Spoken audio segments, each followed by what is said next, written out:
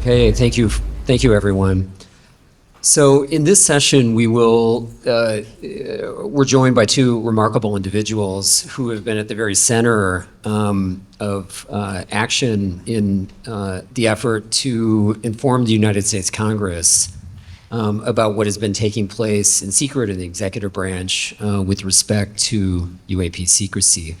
We're joined again by Kirk McConnell, who was a longtime staff member of the Senate Armed Services Committee, and Dr. Eric Davis, who many of you know, a physicist who has worked on UAP in a variety of private and government contexts for many decades. So let's again welcome them, and then we'll jump in.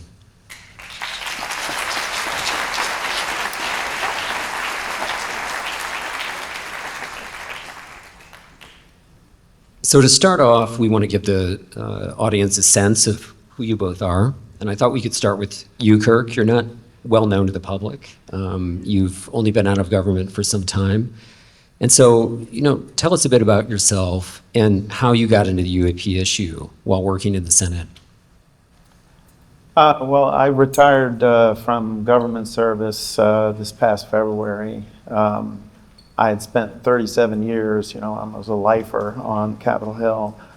And as Peter suggested, there are good reasons why, nobody knows us, because we're supposed to be anonymous and part of the scenery. I spent 24 years on the Senate Armed Services Committee, 10 years on the House Intelligence Committee, and 3 years on the Senate Intelligence Committee.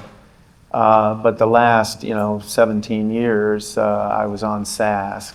And of course, we got into this topic as a result mainly of Leslie Kean and Ralph Blumenthal's work in the New York Times in 2017.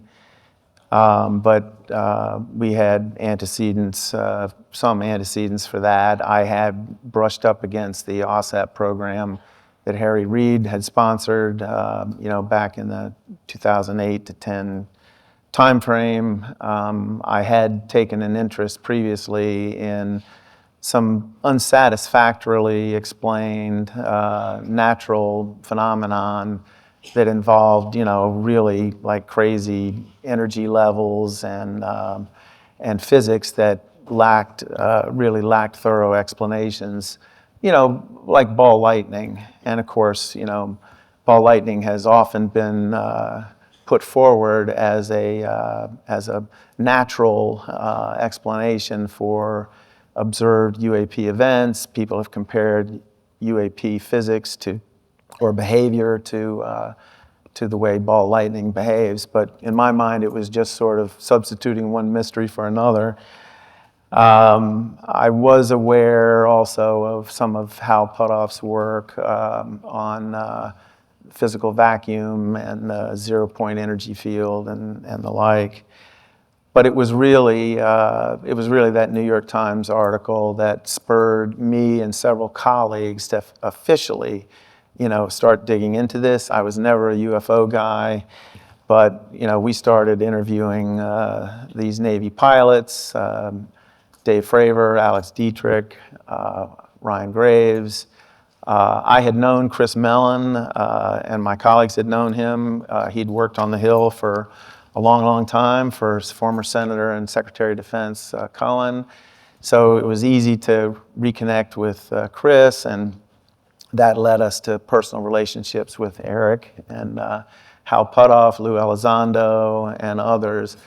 And little by little, we just kept pulling on this, and the more we learned, the more impressed we were with the abundance of evidence that this phenomenon was real. It took a lot of, I'm sure most of you, if not all of you, have gone through the same experience of having it kind of sinking in, like, holy crap, this is real. I still can't say that I'm, totally at peace with this, even today. But that's how I came to this issue and found myself here. And Eric, how about you? People know a bit about you, but they don't always know your full background. So give us a sense about that. Well, after I was in South Korea working at the 8th Fighter Wing in Kunsan for the University of Maryland and the Pacific Air Force, I found a job ad in Physics Today from the National Institute for Discovery Science that was looking for a physicist to work for a new institute. And it looked very interesting. It was actually pretty intriguing. And they talked about in the ad novel types of research topics that the Institute was interested in. So I applied for the job, and to make a long story short, Bob Bigelow hired me, and he was the founder and owner of NIDS, we call it NIDS for short, and I basically worked there for 6 years. He hired me as the director for aerospace physics and astrophysics, and 5 of those years I spent working forensic physics type field investigations of the phenomenon at Skinwalker Ranch. Also all around the Uinta Valley there in northeast Utah and elsewhere in the southwest of the United States. And after NIDS, I went to work as a contract principal investigator for the Air Force Research Lab's Advanced Concepts Office, and spent a lot of years supporting advanced or breakthrough propulsion physics and energy, and doing some UAP research for the program manager there, as well as following up the work I had developed and specialized in at NIDS. I carried over to my Air Force work on investigating the shreds of evidence that there existed actual highly classified programs that were running reverse engineering and retrieval of craft of unknown origin, or UAPs or UFO craft. And so I continued that work working for AFRL. After AFRL, I got hired by Hal Puthoff, who was one of the members of the Science Advisory Board at NIDS. He was also the last chairman of the boards before Bigelow disbanded the Science Advisory Board.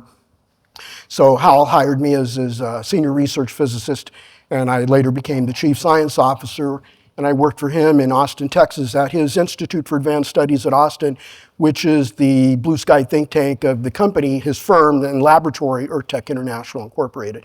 So I worked for him for 15 years in Austin, and that's where I'm still at. And after that folded, I ended up going to work for the Aerospace Corporation at the end of December 2019, where I worked until late this last spring. And I was working at the Marshall Space Flight Center supporting their space nuclear propulsion, their rocket engine development and test flight program. And I also supported the Office of Secretary of Defense's look into using space nuclear fission for propulsion and power, as well as nuclear fission for military applications, on terrestrial applications, I mean. And we also did work for the AFRL's Project Jetson, which is their space nuclear fission power in cislunar space program. So now I'm working as a part-time consultant, and I'm looking for a new job. Well, thank you, Eric. And so now that we know who both of you are, this is an opportunity for the audience to have a better understanding of what took place in Congress when an unprecedented amount of legislation was passed on, of all things, UAP. Now, Kirk, you were at really again at the center of that effort. A few years ago, or a couple of years ago, Gary Nolan and I did a consultation at the Senate Select Committee on Intelligence with you and some other staff, and I was surprised to see how few people there were working on UAP because we'd seen all this legislation happening. So could you tell more of the story of what happened behind the scenes that led to the legislation, and how it was that you and some other staff members convince senators that there was something to this and that there was something to UAP secrecy? Well, one of the first rules of being a congressional staffer is you don't, talk about how the sausage is made. It's not pretty.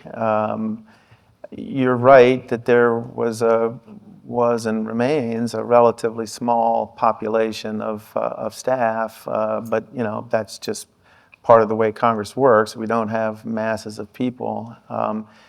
But in terms of staff persuading members, I think that's not the way I would say it.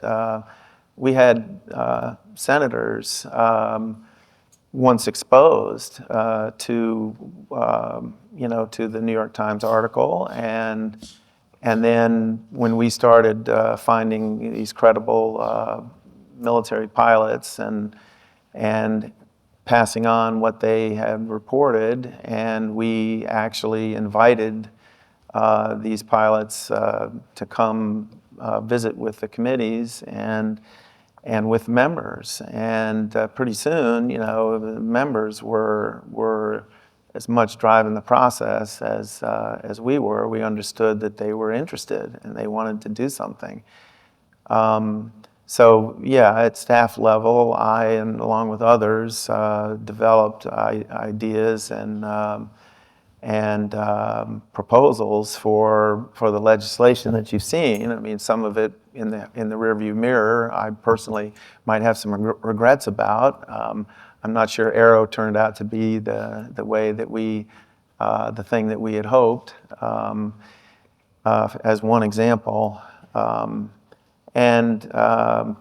we were sort of learning as we went, and if I had it to do over again, we might have done it differently. But there was always an appetite for at least a handful of dedicated senators who were supporting this and wanted to pursue it, and they're still in evidence today. I don't know if you have a follow-up. Yeah, that's great, and that's helpful, and let's come back to some of that in a second. Now, Eric, it was reported in the New York Times in, I believe, 2020, that you had briefed both Kirk's committee, the Senate Armed Services Committee, and the Senate Intelligence Committee on recovered UAP materials. And I believe the article also discussed a vehicle of unknown origin. Mm-hmm. Could you tell us a bit about those briefings, how they came about, and anything you can say legally about what you told the Senate about this? Okay, let's go back a little bit. During my work with Hal Puthoff, we were recruited by Bigler Aerospace Advanced Space Systems to be the investigation and science advisors to the DIA's Advanced Aerospace Weapons Systems Application Program, OSAP. And so then during the course of that era, later the Advanced Aerospace Threat Identification Program came on or activated, and there was a couple versions of that, and we continued to be the investigation and science advisors to that. And then finally Jay Stratton stood up the UAP task force much later on, and that was going on just about before I started working for the Aerospace Corporation. So the month before I got hired, I was in Washington, D.C. for the 70th International Astronautical Congress, where I was being invested as a new corresponding member. And I called up Jay and I told him I was going to be in Washington, D.C. that week. And Jay immediately organized a briefing at a SCIF in the 5C ring of the Pentagon, where he invited Kirk and a few other members of the Senate Armed Services Committee staff and a couple of other folks. And I briefed them on all of the work I did at NIDS and AFRL and the work I did with Hal on uncovering the legacy crash retrieval of unidentified aerial phenomenon craft, or UAP craft. And so I had that briefing, and then, or I gave that briefing, and then after that briefing, I contacted Chris Mellon, who I already knew through Hal Puthoff through their association with Tom DeLonge's organization, to the STARS Arts and Sciences Academy. So I called Chris and I said, "Hey, Chris, I just did the briefing for a few members of this SASC staff that Jay Stratton had set up at the Pentagon. And so I'm in town, and of course, Kirk was on the Senate Select Committee, Senate Select Committee on Intelligence's staff as well, I believe. Is that correct? Eric, no, at the time I was on SAS, but I previously had been serving on SSCI. But the SAS staff were working very closely with the SSCI staff on this. Okay. Yeah. And so you and Chris worked together to set up a briefing for me to give at the SSCI staff in the Senate the Hart Senate Office building 2 days later. So I gave that briefing, and that took care of that. And then after that briefing was done with, I went on to work for the Aerospace Corporation and moved to Huntsville, Alabama. Can you say, very briefly, what did you share in that briefing? Well, that's classified. The SCIF is a sensitive compartmentalized information facility. We were in a controlled access room at the SSCI suite in the Hart Senate Office building, so I can't really say, but the topic of discussion was about the recovery and reverse engineering studies of craft of unknown origin that are not of the Earth. They were under the control, possible construction by, possible ownership and whatnot by non-human intelligences. Okay, thank you. And so, Kirk, I'm under the impression. Now, Kirk, many of us are under the impression that similar briefings took place on that topic in the Senate committees we're talking about, and that the information made it to the senators. Sometimes there were conversations with senators. What was it that you guys were hearing on these committees consistently that convinced you there was something, to a story that a lot of people, even in the UAP space, aren't sure is true? Well, it was, a combination of reporting by people with firsthand or close to firsthand, secondhand sourcing. They were, a significant number of such people. I'm not going to get into numbers or identities. Some of them are known in public, such as Eric, such as Hal Putoff, Lou Elizondo, and Chris Mellon, but there are others that are not known who came to us with their stories. And these were, in most cases, if not all, these people were introduced to, told their stories to senators.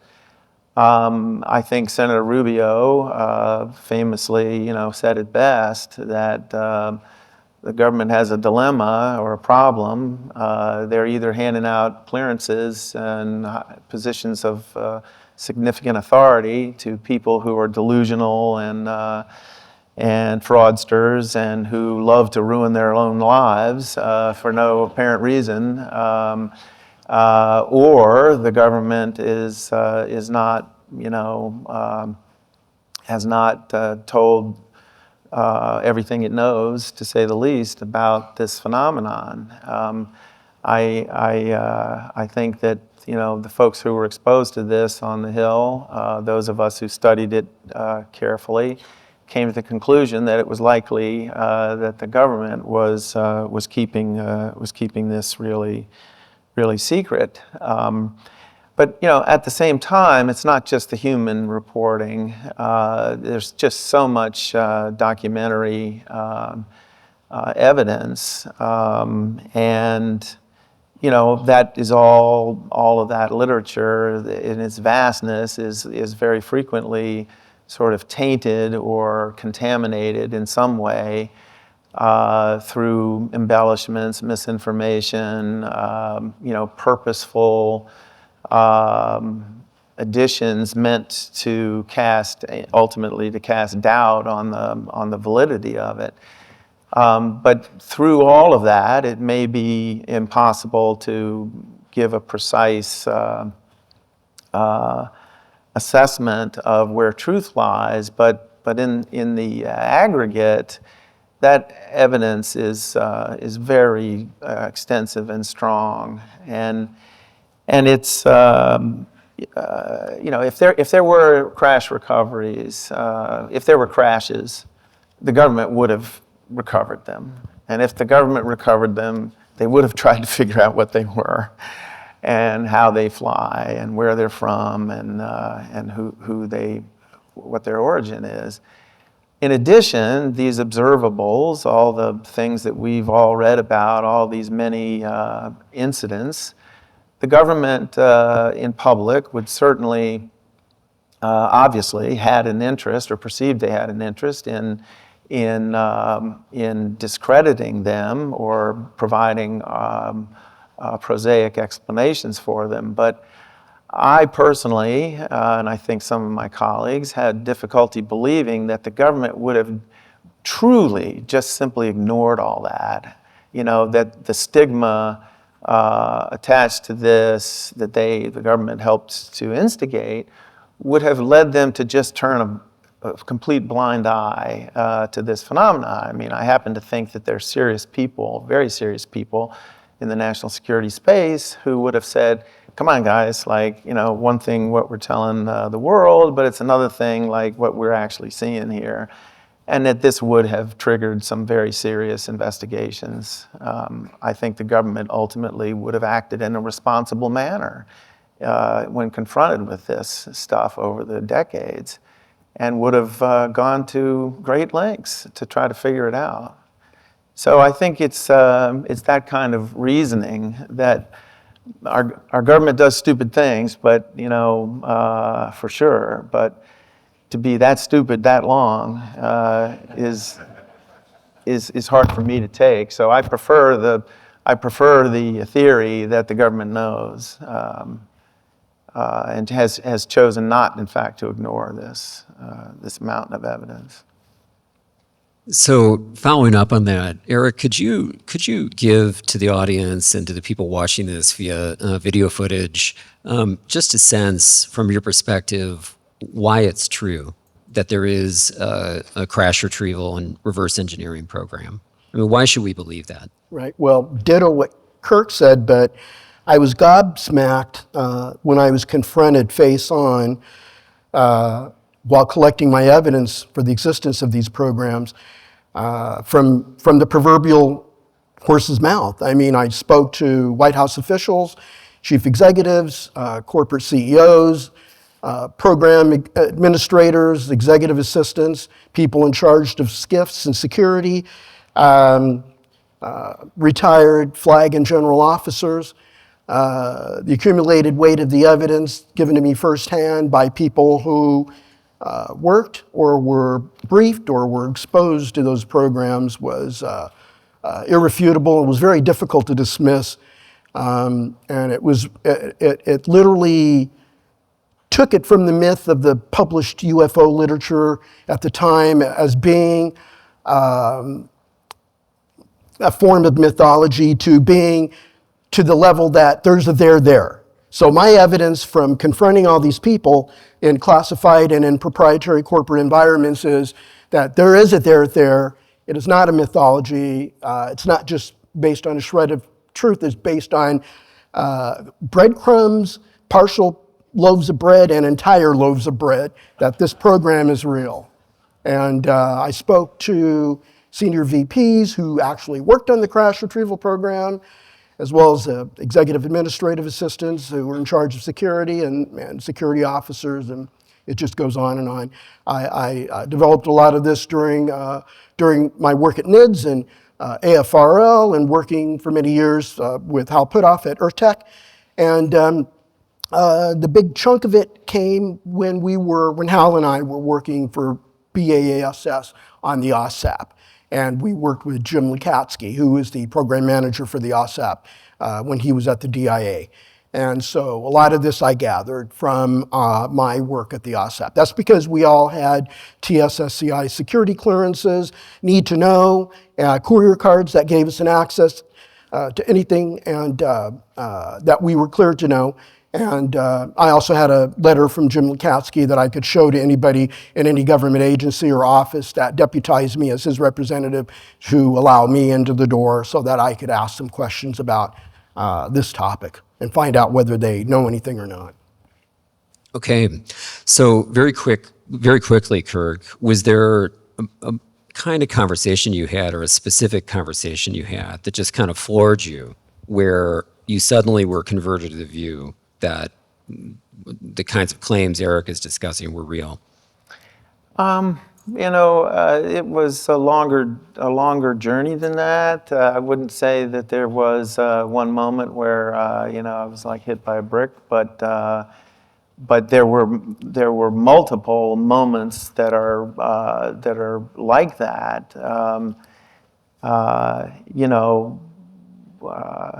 We listening to a particular witness source that was himself visibly shaking at the prospect of revealing this what he was exposed to us, and yes, it was it's very jarring, moving, a little bit overwhelming. It's hard to you go home and you don't know what to do with yourself, So multiple instances of that, it starts to really sink in and take hold.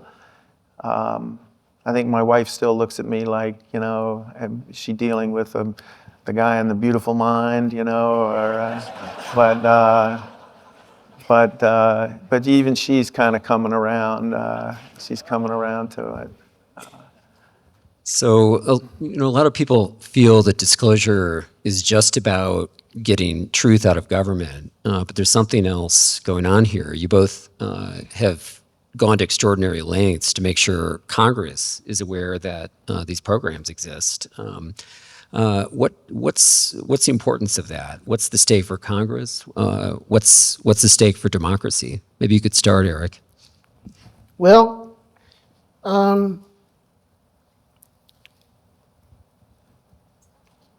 I think I've already touched on the countless hours and days that I've interfaced with the defense intelligence industry agencies under official capacity as well as proprietary capacity working for companies and collected this evidence. So I think that's about, yeah. Okay, and about as much Kirk, as I can any say. thoughts about that? Well, sure. This goes to deep constitutional questions about the roles of the different branches of government.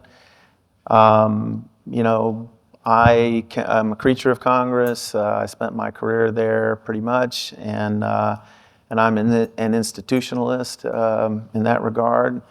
And there's 3 articles in the Constitution. Article 1 is about the legislative branch, and there's impressive authorities, as everyone understands from their civics classes, about the role of Congress. It raises the Army, Navy, Air Force, and Space Forces, declares war, appropriates taxpayers' money for national security. It's charged with oversight of the federal government, and it's, in addition, has enacted laws requiring prompt reporting of all programs and activities conducted by the executive branch to Congress. And the idea that the executive branch is hiding from Congress and the American people the truth about a phenomenon that's arguably certainly among the most significant in human history is, I'll use the word constitutionally offensive, even if their purpose is in some sense noble, that they think they're doing it for all the best reasons. But I would also point out on the other side of the ledger, the president and the president's lawyers have long asserted that the President of the United States has plenary, and I'm putting those in quotes, plenary authority over the access to sensitive national security information. And if you look up plenary in the dictionary, it's one of those powerful words. I've picked a few here: unfettered, complete, total. So the president asserts that authority. And in fact, in the Biden administration, they're in the annual, I don't know if anyone's familiar with this or how many of you are, but the president often does a signing statement that accompanies like various bills, including the National Defense Authorization Act. And sometimes, and in this administration, it's happened multiple times, that multiple provisions that's in the National Defense Authorization Act, the president feels encroaches on this plenary authority to control access to national security information. And the president has written that he reserves the right and the duty to interpret those laws in light of the president's inherent authority as commander-in-chief to control access to classified information. So what that really translates into is the president is asserting, yeah, you can pass your laws saying I have to tell you these things, but I don't, as a matter of constitutional principle. And, the president certainly has an argument on his or her side, and the Supreme Court may very well likely say this is a non-justiciable political question between two co-equal branches of government, and so forth. So, when people say,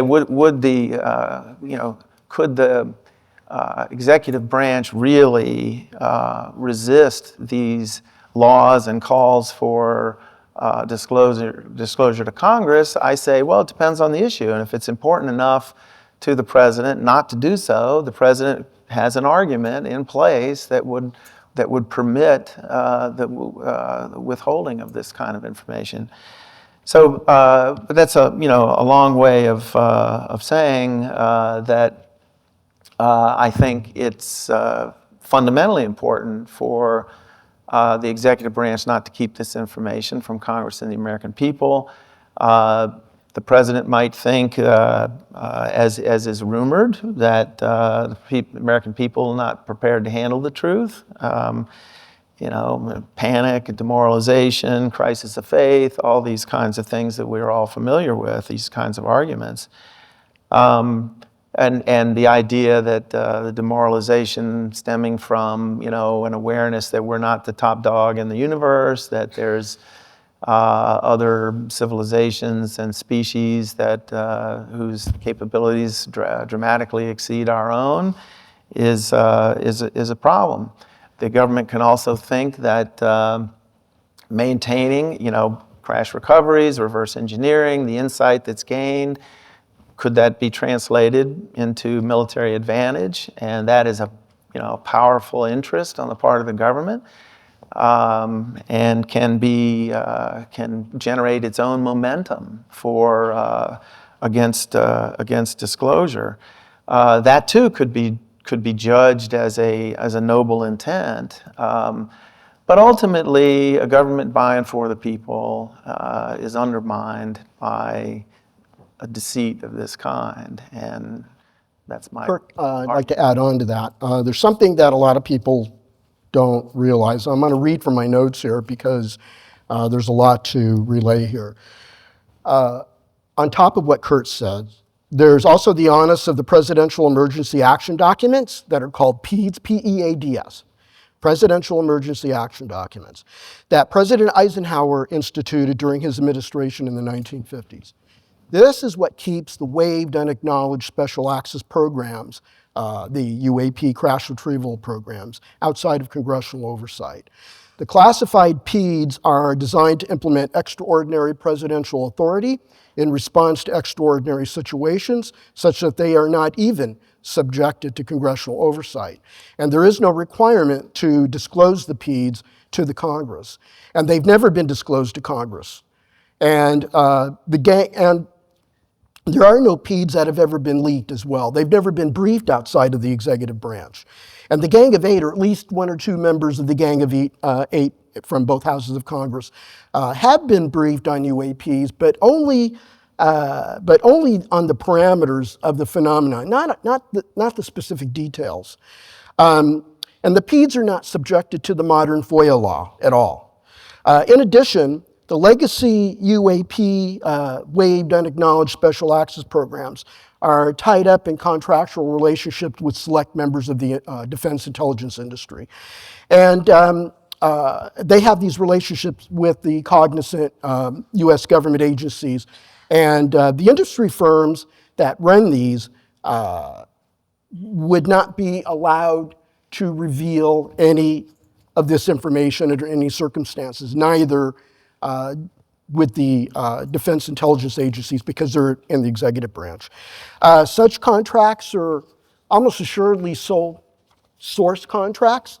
They can't be publicly competitively bid through requests for proposals or broad area announcements because to do so would jeopardize their security. So they're done very much under the table. And there would be no open requests for proposals through that mechanism, so that's why you don't hear about it. The Congress could exert its power of the purse by choosing to fund these programs, but the question is how do you know which programs to defund because they don't know what they are or who has them. So that's what I wanted to add on to Kirk's statement. Great, thank you. Well, let's get down to brass tacks here, guys. We're hearing about presidential authority here. I'm going to ask you, Eric. I think you might have some insight into that. Do presidents know? Have presidents known? There have been presidents that have been briefed, and there's presidents that are not trustworthy enough to be briefed, and that's how the industry sees it, and that's how the cognizant government authorities see it. So they make a choice. The standard rule is that a president is not briefed on every single special access program, unacknowledged special access program, or waived unacknowledged special access program. There's so many, there's hundreds of them, that you probably would take the first 2 years of a president's administration for him to be briefed every hour of every working day. And so what they do is they only brief the president when the president has a need to know, and they have the need to tell him they need his executive decision on something concerning such programs. And then that's when they will go to him and brief him and say, well, here's the program, Mr. President. Here's what it's doing, here's what's going on, and we need your executive decision on how to carry through on this particular situation or circumstance that arises. So. Okay, and do you know of a president who was briefed? Who was? Do you have any insight? Yeah, I know that Nixon and Reagan, and I believe that Kennedy was briefed, and I definitely know that Eisenhower was briefed. In modern times, Bill Clinton, no. I don't know. I think Bush Jr. Was briefed to some extent. But let me stop you there. You just said Bill Clinton. You think he wasn't briefed on this? Who? Bill Clinton. Bill Clinton? Yeah. No, he wasn't briefed. He actually believed that his cabinet secretaries lied to him. That was not said to me. That was said to somebody else. And may I ask you how you know that? Say again? May I ask you how you know that? That's a private conversation between the person he told that to and myself, who was a former boss of mine. Gotcha. Okay. And Kirk, do you have any thoughts about this? I understand where Eric is coming from, and I'm familiar with these reports that this or that president was not made aware of this. I just think that this is something that I think that Congress does not know yet. First of all, I also want to emphasize, I needed to caveat some of my previous things. I certainly came to believe myself personally in the reality of this phenomenon and the government's awareness of it. I'm not trying to speak for the members of Congress or the Senate even, about what they personally believe. I just know that they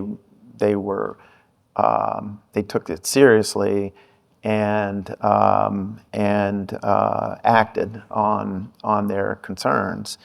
But the idea that something of this magnitude is not made aware to the chief executive of the country is really unnerving for me, that idea. I mean, even more so than that it exists. Something like that, as stupendous as it is, and to not brief the President of the United States, not make him or her aware, unless there's some fig leaf about, giving them a plausible deniability or something like that. But that's just my personal reasoning. I have nothing to back it up. Yeah. So Carter was definitely briefed. I have that directly from his last chief of staff, who I interviewed with another colleague of mine from NIDS. So you just said you interviewed someone from the Carter administration Well, that was that one, yeah. who said that Jimmy Carter received a briefing on UAP. And we have a document from Carter's library to that effect that that briefing took place and who attended it. I do know that Jay Stratton and his colleagues at the UAPTF did brief Trump, but they were briefing him on the UAP problem, not about the crash retrieval topic. Okay, well, given how this conversation has gone, I can hardly draw it to a close. We're out of time for the proper part of this. But we've left some time here to open this up to the audience so that they can ask you guys questions directly.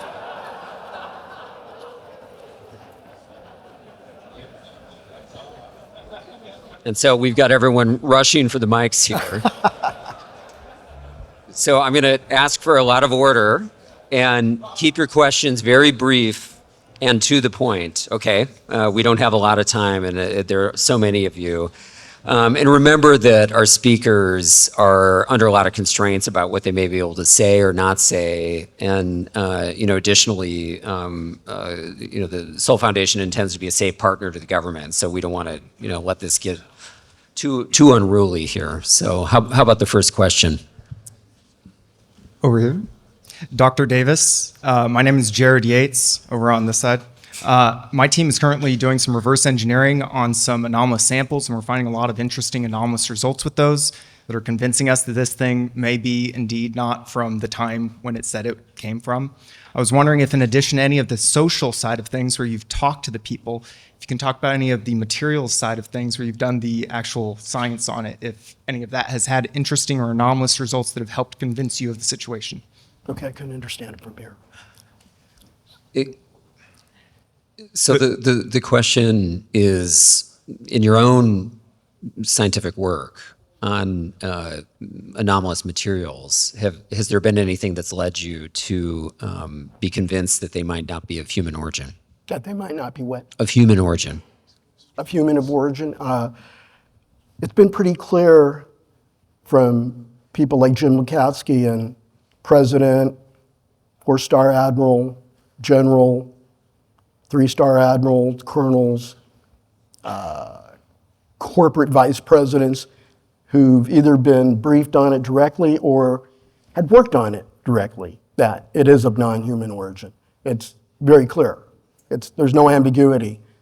So I talked to the program people themselves at one particular well-known aerospace company.